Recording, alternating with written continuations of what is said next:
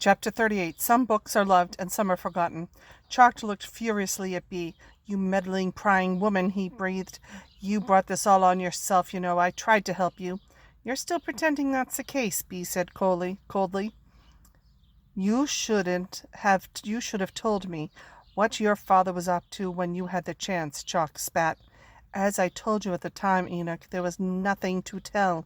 And even if there had been, we both know you wouldn't and couldn't have given Ralph Carew back to me," Bee said, "not without damaging everything that Underlibrary stands for and protects." Chalk sniffed. "And suddenly you care about that?" "I've always cared about it, whether you believed me or not. I just care about my family more, and your slippery promises backfired, didn't they, when I learned your secret and you had to hide me away to protect yourself?" "Enough of this," Chalk snapped. "You're going straight back before where you belong now, and I'll even do the courtesy of letting you keep your daughter and her friend. However, he got mixed up with this debacle with you. You can have your big reunion back in here," he said, brandishing his copy of A Little Princess. "Oh, sorry to interrupt," Oscar said, putting his hand up to stall Chalk, "but can we revisit the whole thing about you being fictional? Why do you even want to be here in the world and work at the Underlibrary?" Chalk grimaced. "Readers are so fickle. They rally around the most undeserving of characters and cheer at the demise of the most admirable of them. It's not fair that some books are loved and some are forgotten, and it's not fair that I'm vanquished on page 248 every single time when the opportunity to escape presented itself. I merely took advantage of it." "But how?" Tilly asked. "We were told that was impossible, and how does one not notice you're from a book?" Chalk flushed a deep scarlet. "My story attracts only the most discerning reader." "You mean no one reads your book?" Oscar said in disbelief. "One reader, Mr. Rue," Chalk hissed, slamming his head onto the desk. "I had one reader.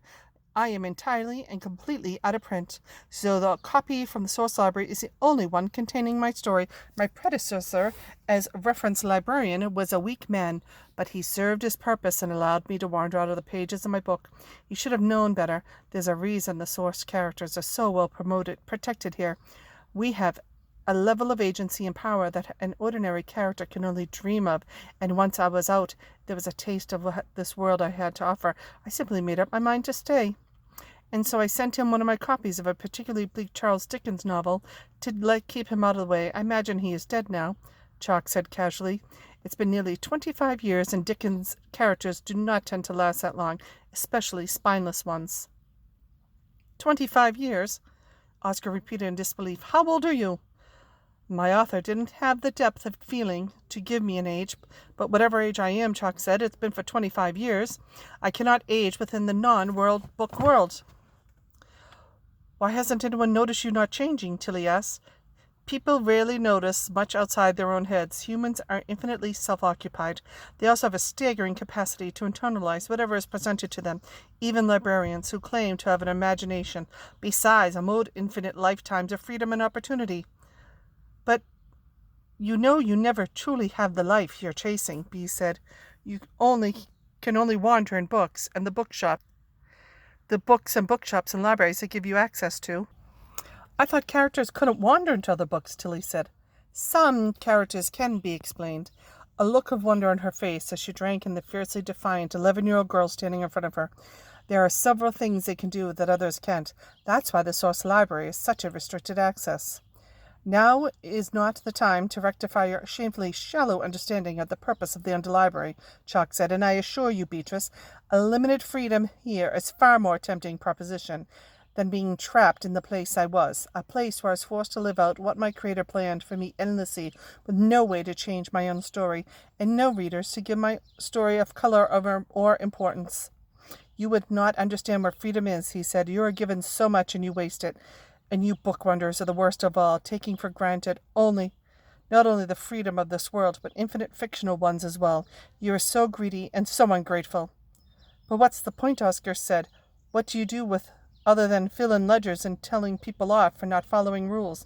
"Now, Oscar," Chalk said, laughing without mirth, I have read enough books to know that it is foolhardy in the extreme to reveal my plans to those who might wish to stop me. But let it be enough said that the more flexible the boundaries between real life and books, the more problems there are for me. Now I have entertained your tedious questions for far too long, and we have places to be, some more permanent than others. With that he picked up his copy of Little Princess and opened its pages. In desperation, Oscar darted forward and slapped the book out of Chalk's hand onto the floor. Everyone looked at Oscar in surprise, and there was a moment pause before Chalk, Tilly, and Oscar all dived to try to be the first to get hold of the book.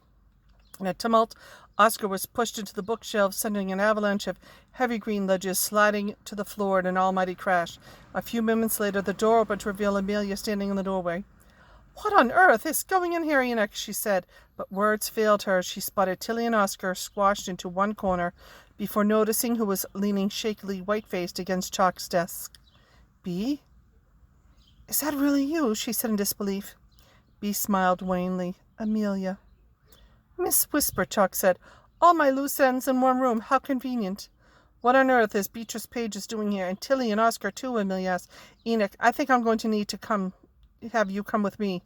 "I'm afraid that's not an option," Chalk said, slowly getting up from the floor and edging backward from the door. "Enoch, come with me now," Amelia said more forcefully, shepherding Tilly and Oscar behind her as she spoke. "I hate to repeat myself, Miss Whisper, but this is not going to happen." His mouth quirked into a tight smile as he closed his eyes and dissolved into nothing right in front of them, leaving Amelia, Tilly, and Oscar alone in his office, all staring at Bee.